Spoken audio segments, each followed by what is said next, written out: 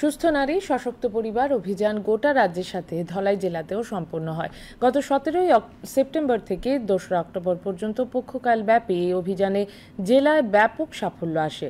ধলাই জেলায় 888টি স্বাস্থ্য শিবিরে 13,805 জনের স্বাস্থ্য পরীক্ষা করা হয়।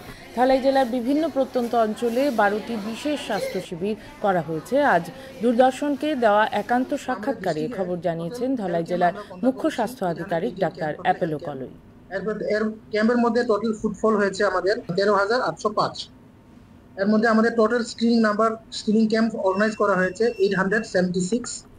এর মধ্যে total footfall in the screening camp হচ্ছে আমাদের 11,769। এর মধ্যে স্পেশালিস্ট ক্যাম্প আমরা অর্গানাইজ করেছি বিভিন্ন দুর্গম এরিয়াতে।